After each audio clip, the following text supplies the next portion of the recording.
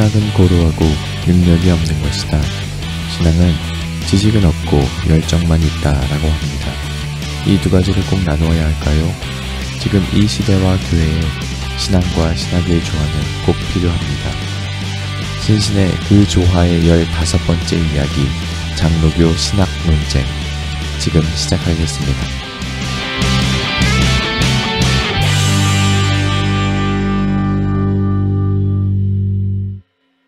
예, 신신의 또 다시 오늘 한번 시작해 보겠습니다. 지금 저희들의 장점은 이런 것 같아요. 짧은 시간에 그냥 정보를 잘 전달해야 되겠다라는 어떤 그런 소명감. 네. 허투루 가지 않고. 허투루 가지 않고.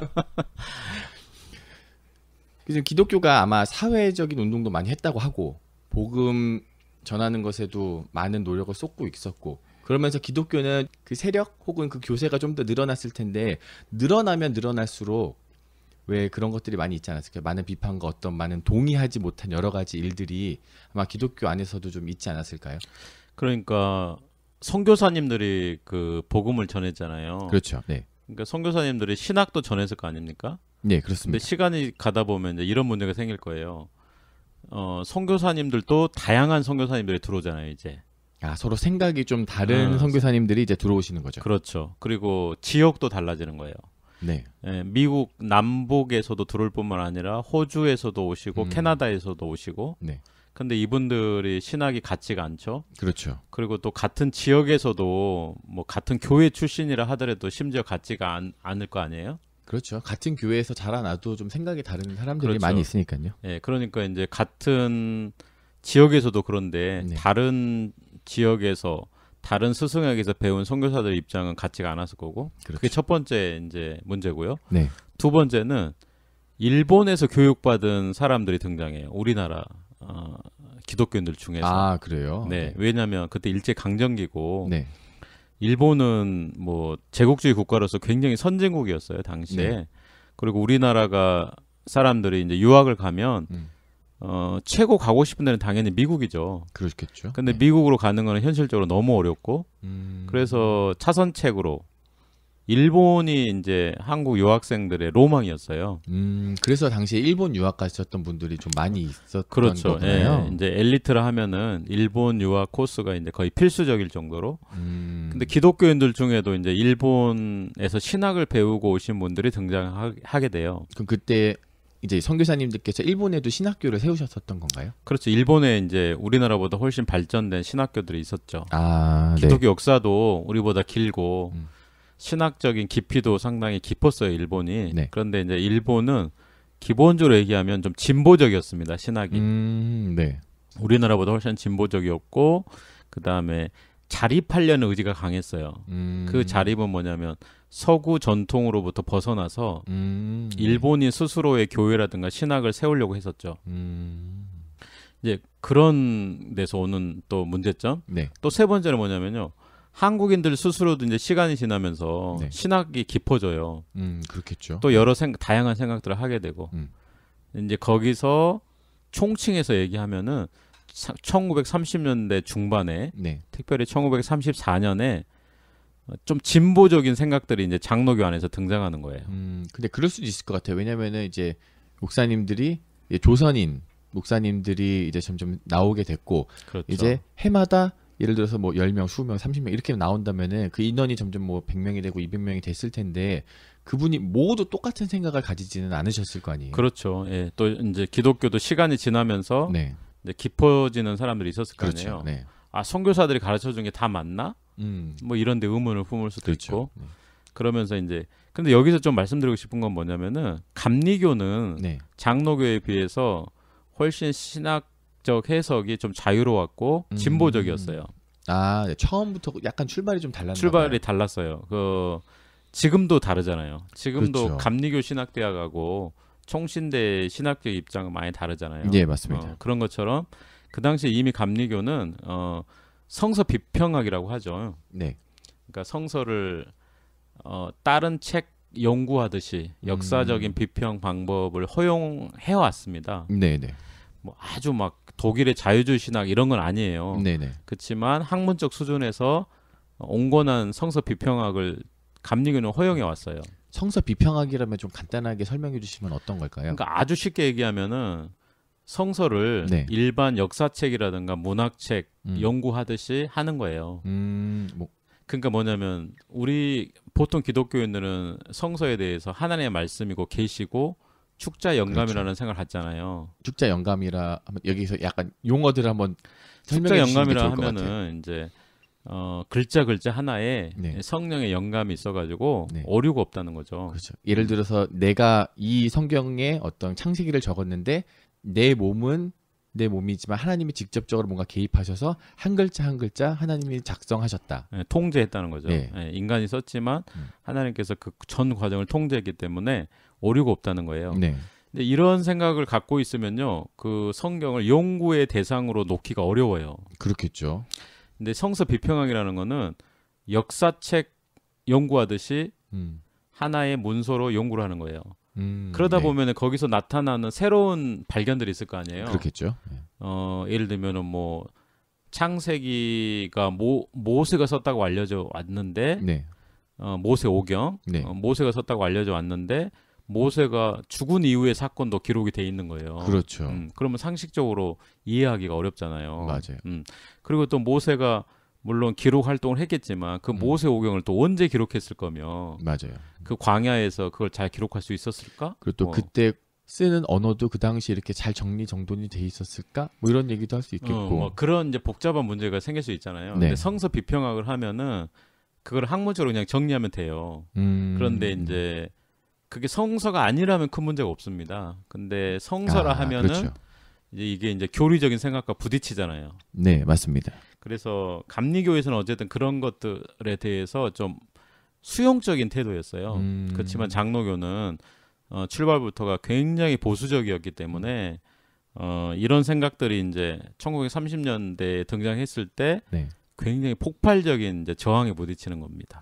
그랬을 것 같아요. 왜냐면 이때는 또 초기잖아요. 근데 이제 저 사실 처음에 공부하러 이제 신학대학교 들어갔었을 때 왜 이거 성문서설이라 그래서 모세오경에 관련된 내용을 아마 구약기론 때 배웠던 것 같아요. 그러니까 저는 어렸을 때부터 당연히 모세가 배우는 거라고 생각했었고, 모세가 이제 작성했었다라는 것도 믿었고, 근데 이제 들어갔는데 이게 뭐 몇 년도에 누가 썼던 거를 모았나느니, 혹은 시대가 지나면서 뭐가 좀 더 첨가돼서 어떻게 됐나느니 이런 얘기를 들었을 때 마음이 되게 어려웠었거든요. 이걸 내가 어떻게 받아들여야 되지? 그거는 이제 교회에서 성서에 대한 어떤 외적인 경건을 미리 배워서 그런 거예요. 그러니까 성경은 이제 그 학문의 대상으로 놓지 않는다는 거를 미리 배웠는데 신학교에서 그런 학문의 대상으로 딱 얘기를 하니까 사람들이 많이 충격을 받았죠. 맞아요. 받죠. 네. 근데 이제 1930년대 그 김춘배 목사님이 계셨어요. 네. 장로교 목사님이었는데 네. 그때 그 일부 장로교 여성들이 네. 103명, 네. 103명의 일부 여성들에게도 장로직을 허용해 달라. 요즘이랑 거의 다르지 않네요. 네, 그거를 요청을 했어요. 네. 그게 이제 1934년이었어요. 네. 근데 이제 그 지원 사격을 김춘배 목사가 해준 거예요. 가능하다. 가능하다. 근데 보통 이제 그 여성이 목회자가 되면 안 된다. 네. 장로가 되면 안 된다. 이런 게 이제 뭐 교회에서는 잠잠해라. 교회에서는 남성의 가르침을 따라라. 뭐 이런 성경 구절을 때문에 그런 거잖아요. 그렇죠. 그걸 인용하면서 대부분 이제 안 된다 이런 얘기를 많이 그런 하시죠. 얘기를 했을 거 아니에요. 네. 근데 이제 김춘배 목사는 기독신보에 이런 얘기를 해요. 여자는 조용하여라. 여자는 가르치지 말라는 2000년 전에 한 지방교회의 교훈과 풍습을 망고불변의 진리로 알고 그러는 것도 아닐 텐데요. 그러니까 네. 뭐냐면 고린도 교회 그런 특별한 상황이지 네. 그것이 2000년 모든 교회에 적용되는 그런 말씀은 아니다. 네네. 그러니까 그 고린도 교회의 시대적이고 상황적인 말씀으로 해석을 한 거예요. 네. 그러면서 이제 여성 장로직을 허용해도 된다는 측면 지원을 해준 거죠. 그랬을 것 같아요. 네. 그런데 이제 이거를 장로교 총회에서 깜짝 놀래버린 겁니다. 그랬을 것 같아요. 근데 이제 이게 사실 이런 거잖아요. 여성 안수를 허용할 거냐 말 거냐의 문제잖아요. 네, 맞아요. 근데 장로교 총회는 그 문제로 접근하지 않았어요. 어떻게 접근했냐면은 성경의 권위를 인정하느냐 인정하지 않느냐의 문제로. 네. 그렇게 그렇구나. 된 거죠. 그래가지고 김춘배 목사가 여성 여성 장로직에 대해서 지지했다. 네. 이런 걸로 흘러간 게 아니라 더 크게 성경의 권위에 대항한다 이런 식으로 흘러갔나 김춘배 봐요. 목사가 성경의 권위를 절대 불변의 진리가 아니라 한 시대에 한정된 것으로 봐버렸다. 이런 논란에 휩싸여 버린 거죠. 야. 네, 그러니까 그만큼 장로교회가 보수적이었던 거죠. 그리고 축자 영감에 기반한 네. 어떤 성서 무호설의 입장에 서가지고 그 사건을 보게 된 겁니다. 야, 이거 뭐 쉽게 말하면 융당 폭격을 맞았겠네요. 네. 이러한 발표를 하고 나신 이후에. 그러니까 김종희 목사는 근데 이제 장로교 생리를 잘 알았기 때문에 급 사과를 하는 거죠. 아, 얘기해놓고 급사과를 하시는 거예요? 안 그러면 지금 어떤 조치를 당할지 모르는데 잘못되면은 이제 장로교에서 재직될 수도 있잖아요. 제적 파문 당하거나 사면될 수가 있기 때문에 급 사과하면서 마무리가 됐는데 좀 우리가 기억해야 될 게 뭐냐면요.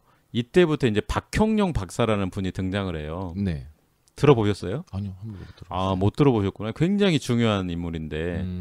그러니까 이게 우리가 뭐 칼바르트라든가 막 뭐 폴틸리도 중요한데 한국의 이런 기라성 같은 분을 좀 알아야 돼요. 네. 그러니까 왜 그러냐면 우리가 박형룡 박사를 존경하든 하지 않든 네. 그의 주장에 동의하든 동의하지 않든 박형룡 박사가 한국교회에 남긴 영향은 뭐 폴틸리라든가 뭐 이런 사람보다 훨씬 크거든요. 네. 바르트까지는 뭐 넘볼 수가 없지만 네. 폴틸리보다는 훨씬 크다고 저는 볼 수가 있어요. 충분히. 네. 근데 이 박형룡 박사가 어떤 사람이냐면은 남경의 금능대학도 졸업하시고 미국의 프린스턴에서 네. 이제 공부하시고 석사를 하셨어요. 거기서. 네. 그리고 이제 침례교 계통에서 박사를 받고 이제 오신 겁니다. 네. 그래가지고 평양신학교 교수를 했어요. 그다음에 평양신학교를 하면은 지금의 장로교 계통의 원조 신학교예요. 네. 굉장히 보수적인 신학교인데 이분이 이제 그 미국에서 메이첸이라는 분으로부터 굉장히 보수적인 신학을 배우고 와요. 네. 그래서 박형룡 박사의 별명이 뭐냐면 한국의 메이첸이에요. 메이첸은 우리가 생각할 때 뭐 바르트나 폴틸리만큼 유명한 사람은 아니지만 네. 미국에 남긴 영향과 한국에 남긴 영향에 비하면 폴틸리를 압도합니다. 이 메이첸도. 그리고 메이첸의 신학에 동의하지 않든 그러니까 미국의 웨스터민스터 신학교 아시죠? 네. 그 웨스터민스터 신학교가 메이첸 때문에 생긴 거예요. 그러니까 뭐냐면 프린스턴에서 갈라져 나온 그렇죠. 사람들이었잖아요. 프린스턴 신학교에서 신학적인 논쟁이 있어가지고 보수적인 분들이 나와버린 거죠. 네. 그래서 별도로 설립한 대학이 이제 웨스터민스터인데 네. 박형룡은 프린스턴에 있을 때 네. 메이첸에게 교육을 받았어요. 굉장히 보수적인 교육을 받았죠. 네. 이분이 이제 총망 막는 교수로 한국에 이제 등장한 거예요. 1930년대 중반에 네. 떠오르는 샛별, 박형룡 박사, 신진학자. 네. 그리고 그만큼 배운 사람이 없잖아요. 박박사 하면 다 알았습니다. 그 당시 박사학위가 없잖아요. 네. 그런데 이제 이 사람이 한국의 메이첸이라고 불린 이유가 뭐냐면 이런 김춘배 목사라든가 이런 장로교 신학 논쟁에서 압도적인 그런 보수적인 목소리를 낸 거예요. 그래가지고 다른 주장을 못하게 한 거죠. 저는 순간 이분이 그럼에도 불구하고 지지했다 이런 얘기로 결론이 날 거라고 생각했었거든요. 근데 그건 아니었군요. 네, 이 사람이 이제 이런 입장을 돌아가실 때까지 견지를 해요. 이런 보수적 입장을. 네. 그런데 이런 보수적 입장이 한국 교회, 특히 장로교, 보수적인 분들의 신학을 형성하는데 가장 큰 영향을 미쳐요. 혹시 돌아가신 지가 좀 오래되셨나요? 꽤 됐죠. 지금은 70년대 후반에 돌아가셨으니까. 네. 그렇지만 그분의 영향은 지금도 있어요. 왜 그러냐면은 총신대 같은 네. 보수적인 장로교 신학교는 이 박형룡 박사가 세운 신학위에 세워져 있습니다. 지금. 그래서 지금 총신대가 보수적인 거예요. 그렇죠. 그러니까 이때 박형룡 박사가 등장했다는 거. 근데 그게 왜 중요하냐면 이제 이때 갈등을 일으키는 사람들이 나중에 어떤 게 되냐면 한국 교회를 분열시켜요. 그러니까 무슨 얘기냐면은 박형룡하고 겨뤘던 사람들이 각자 독립을 하게 되면서 한국 교회가 분열하는 거예요. 그렇게 되면서 혹시 장로교 분열의 역사 그런 게 여기서부터 이제 시작이 되죠. 네. 그래서 한국 교회 왜 장로교는 하나인 것 같은데 왜 그 안에 여러 개가 나눠져 있는데 그 시작점을 여기로 볼 수 있는 그렇죠. 거구나요. 이제 그때 이제 총회의 압도적인 지지를 받은 사람이 박형룡이었기 때문에 이었고 그다음에 장로교 입장과 너무 잘 맞았죠. 박형룡 입장이. 그래서 박형룡 박사의 입장이 곧 총회 입장이고 총회 입장은 곧 박형룡 박사 입장이었죠. 야, 그 영향력이 대단했었네요. 네, 그때 이제 시작이 되는 거예요. 이후의 영향력이 지금 시작이 되는 거죠. 1930년대 중반에. 대단하구나. 네. 그래서 두 번째는 이제 그 김용주 목사라는 분인데 이 사람이 이제 망국 주일공과라는 책을 썼어요. 공과책을. 네. 근데 거기에 이제 그 창세기라든가 모세오경에 대해서 특히 창세기에 대해서 창세기 하면은 모세가 썼고 그렇죠. 하나님의 계시라고 하면 딱 되는데 이제 이분도 히브리의 오랜 신화를 근본으로 삼았다. 창세기가 약간 무슨 메소포타미아 문명의 어떤 신화를 가져와서 그거랑 비슷하게 썼다. 이런 얘기를 했겠네요. 그것도 이제 어떻게 보면 이제 진보적인 어떤 신학의 입장에 영향을 받은 건데 그 문구 하나가 또 김용주 목사를 이제 파란으로 몰고 가게 됩니다. 김용주 목사도 근데 이제 급사과하면서 이 논란에서 빠져나오는데 어쨌든 김용주 목사도 창세기를 모세가 쓰지 않았단 말이야? 그러면 이거는 성경에 대한 권위를 부정하는 거다. 왜? 성경에 보면은요. 그 모세 다음에 오경이잖아요. 맞아요. 네. 그래서 오경을 모세가 썼다는 게 성경에도 보면 이제 뭐 모세 율법 하면서 나오잖아요. 네. 그러니까 당연히 모세가 썼다고 하는 게 전통적인 입장이었어요. 근데 역사 비평학적으로 보면은 이제 그것도 그런 학설을 지지하기 어렵다는 게 이제 또 진보적인 신학자들의 입장인데 어쨌든 김용주 목사는 히브리 신화에 근거하고 있었다 이렇게 하는 순간 성경의 권위를 무너뜨리는 자다. 이래가지고 이제 잘못하면은 장로교에서 쫓겨날 뻔한 거죠. 또 한 번의 사건이 있어요. 이거는 이제 아빙돈 당권 주석이라는 건데 아빙돈 당권 주석은 영어 주석이 책입니다. 한 권짜리예요. 그래서 당권이라고 그래요. 근데 이제 미국에서 그 출판된 책인데 감리교에서 이걸 번역했어요. 근데 이 책은 지금 보면 굉장히 온건한 중도적인 책이에요. 근데 그 당시 장로교 입장에서 보면은 굉장히 급진적이었던 거예요. 그 이유는 뭐냐면은 그 책도 성서 비평학의 근거에서 쓰여졌기 때문에 어쨌든 장로교는 성서 비평학을 수용할 입장이 아니었어요. 약간 뭐랄까 성경을 공부나 어떤 다른 것의 도구로 사용하는 것을 용납하지 않았던 것 같아요. 그러니까 성경은 성경 그 자체 하나님의 계시, 하나님의 말씀이니까 그 이상도 그 이하도 건드리면 안 돼라는 입장인 거라고 저는 지금 생각이 드네요. 쉽게 설명하면 그렇죠. 당연히. 그래가지고 그 전통적인 성경관을 무너뜨리는 것은 용납이 안 되는 거죠. 그래서 그런데 이제 문제는 왜 감리교 목사들이 참여한 이 책이 장로교까지 영향을 미쳤느냐. 그 영어 책이었다는데 문제가 있습니다. 장로교에서 사람이 필요했던 거예요. 그 번역하려면 감리교에서 영어를 그만큼 잘하는 사람을 찾았는데 부족했던 거죠. 그래서 이제 김재준 목사 프린스턴에서 공부했어요. 김재준 목사가 왜 중요하냐면요. 앞으로 우리가 얘기하게 될 한신대학교 기독교 장로회를 세우신 분이에요. 한신대 하면은 저희가 좀 이렇게 갖고 있는 이미지가 좀 있는데 진보적이잖아요. 약간 진보적이고 그분이 바로 김재준 목사예요. 김재준 목사가 그 번역에 참여합니다. 그리고 한경직 목사 저희가 그렇게 잘 알고 있는 한경직 목사가 거기에 참여해요. 한경직 목사도 미국에서 공부했잖아요. 원래 학자가 되려고 했는데 그 폐병에 걸려가지고 목회자의 길로 돌아선 분인데 이분도 유학파거든요. 그러니까 이제 감리교에서 이분들을 섭외해가지고 아빅논 당본 주석 번역에 참여시켰는데 네. 이제 장로교 총회가 이걸 알게 되면서 아니 이런 불경스러운 책에 어떻게 우리 장로교 목사들이 참여하게 됐느냐. 네네네. 번역에 참여한 것 자체가 이건 너무나 큰 문제다. 그래가지고 문제를 제기한 거죠. 문제를 우선 제기했구나. 그래가지고 이제 이 사람들을 제재하려고 하니까 네.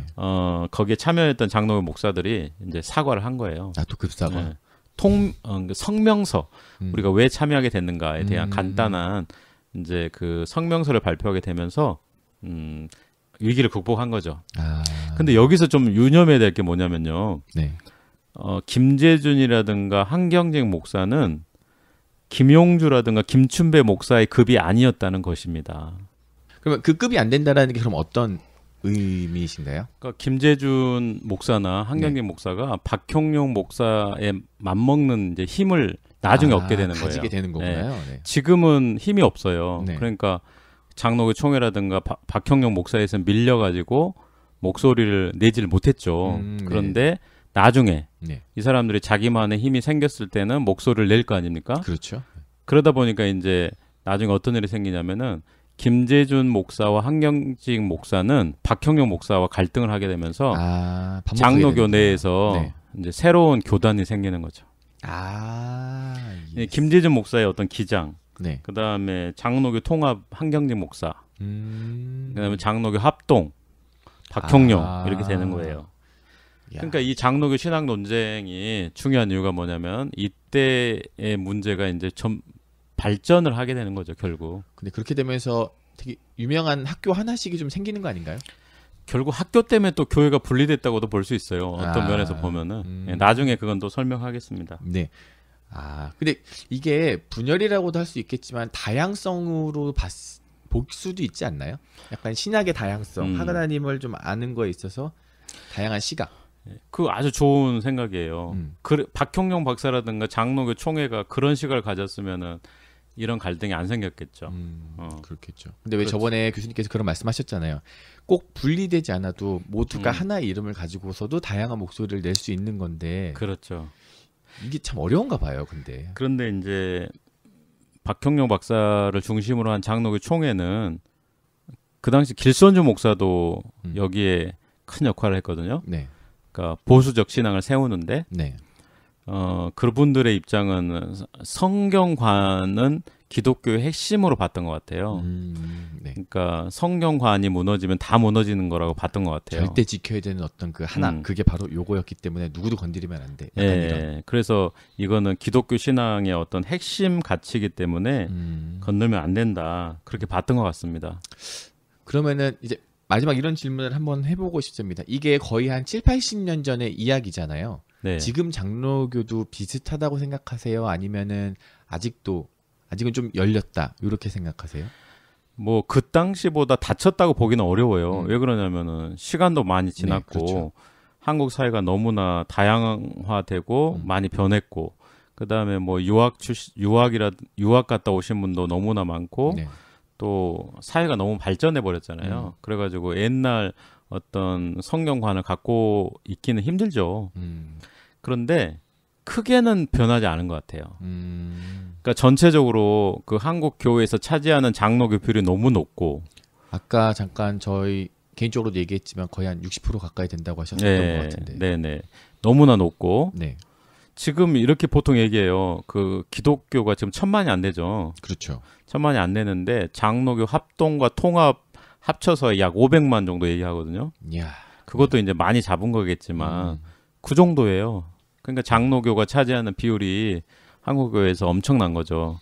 그러니까 장로교가 생각하는 입장이 한국교회 입장이라고 크게 얘기해도 모순이 없어요. 그럴 수 있겠다. 네, 그런데 이제 장로교가 이 시대부터 신학이 굉장히 한 방향만 봤다.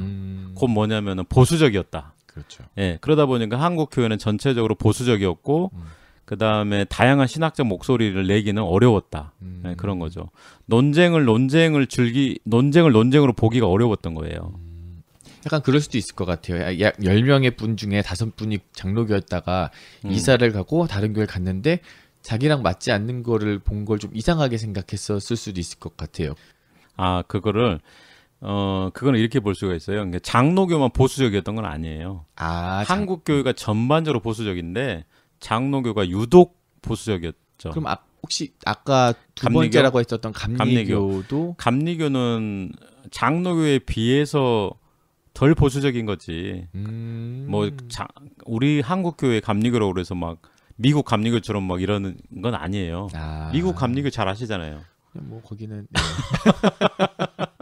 한국 감리교랑 많이 다르죠. 한국 감리교 제가 얘기한 거는 상대적인 겁니다. 그러니까 네. 정리하면 이래요. 한국교는 전반적으로 다 보수적이에요. 다 보수적이고 진보적인 사람들이 숨쉬기가 좀 어려웠고 초기부터 자유적인 사람들은 뭐 말할 것도 없이 어려웠고 그런데 이런 보수적인 분위기는 선교사들이 주도했고 또 선교사들의 신학 또 미국에서 보수적인 신학을 받은 사람들이 그 영향을 받아서 유지를 시켰는데 거기에 가장 큰 역할을 한 신학자가 박형용 박사인데 박형용 박사는 1970년대까지 이제 한국 교회의 그런 신학적 분위기를 이끌고 갑니다.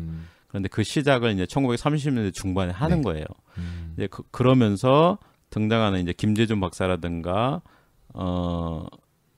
한경림 목사 이런 분들은 그 박형용 박사보다는 온건하죠. 특히 한경림 목사가. 네. 보수적인 한경림 목사도 그렇지만 그렇게 경직돼 있지는 않아요. 박형용 박사만큼. 그리고 마찬가지로 김재준 박사님은 훨씬 진보적이에요.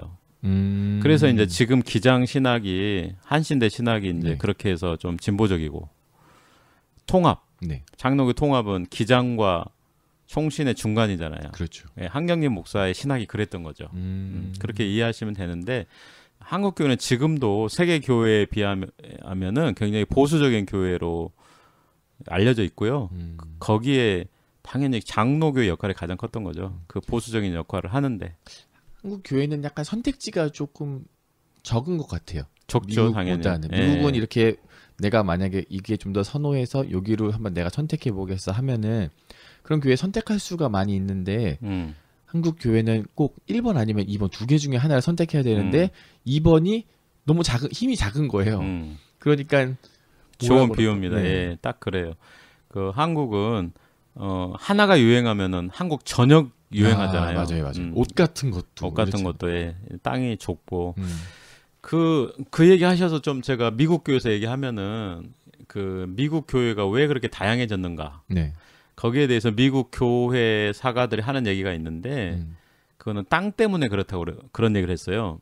땅이 넓어서? 땅이 넓어서. 그러니까 뭐냐면은 미국에 이제 초기에 청교도들이 들어가가지고 네. 교회를 세웠는데 청교도들은 종교의 자유를 인정하는 사람들은 아니었어요. 네. 이 청교도들은 뭐냐면은 순수한 교회, 순수한 신앙을 세우겠다는 거였죠. 네. 그러면은 자기들이 생각하지 않는 순수한 교회라든가 신앙은 용납하지 않았어요, 이 사람들은. 예. 그러니까 청교도들과 다른 생각 혹은 기독교 전통의 주류와 다른 생각을 하는 사람들은 우리나라에 있었으면 아마 이단으로 박해를 받거나 고사됐을 거예요. 고사. 네네네. 말라 죽었을 거예요. 왜냐하면 압도적인 그 힘 때문에. 네.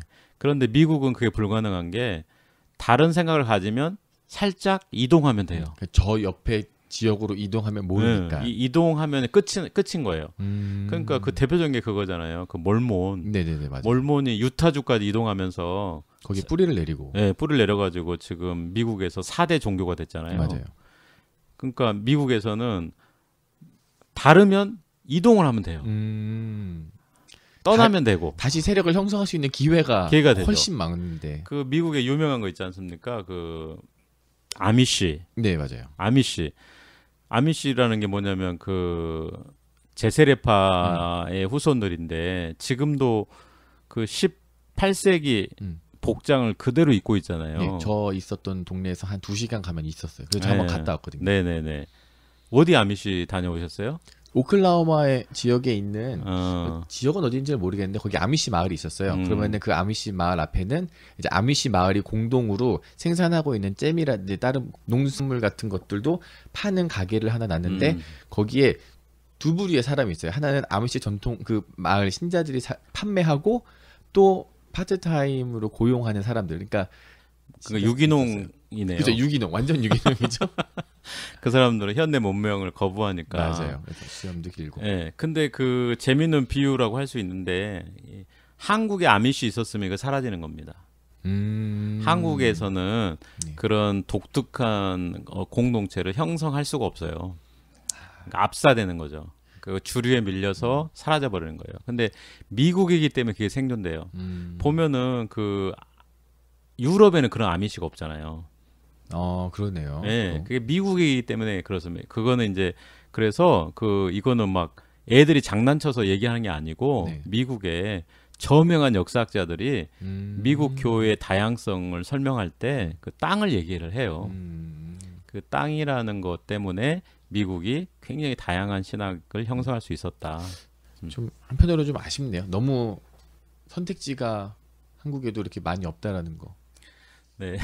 좀 어떻게 뭐 이렇게 아쉽다고 해야 되는 건지 아니면 뭐라고 해야 될지 모르겠지만. 그러니까 저는 이렇게 좀 정리하고 싶어요. 그러니까 보수적인 신앙은 좋아요. 그리고 교회에서 너무 진보적인 목소리, 너무 학문적인 목소리를 내는 거는 어떤 우리의 어떤 신앙 생활과는 잘 맞지 않는 것 같아요. 네네. 그거는 분명한데 어떤 보수적 신앙 자체가 뭐 교조주의화되고 이데올로기화 돼가지고 우리가 다양한 어떤 생각까지 그리고 합리적이고 객관적인 생각까지 억압한다는 것은 좀 문제가 있는 것 같아요. 그래서 어떤 보수적 신앙을 우리가 기조를 유지하면서도 다양한 목소리에 좀 귀 기울이고 그들의 어떤 설 자리도 마련해 줄 수 있는 좀 교회가 됐으면 어떨까 그런 생각합니다. 네. 그리고 좀 1등이라고 좀 한 3, 4등 하는 곳을 너무 억압해서 너 없애버려야 돼 이게 아니라 좀 말도 좀 잘 들어주고 교회 안에 다양성을 좀 인정해주는 교회가 됐으면 우리가 좋겠습니다. 주류니까 너네는 조용히 들어라. 예, 그렇게 하지 않고 좀 네. 이야기도 같이 좀 들으면 교회가 좀 더 아름다워지지 않을까라는 저의 개인적인 생각입니다. 맞아요. 보수적 신앙은 유지하되 신앙의 다양성도 인정하는 그런 한국 교회가 됐으면 좋겠습니다. 네, 교수님 감사합니다. 네, 감사합니다.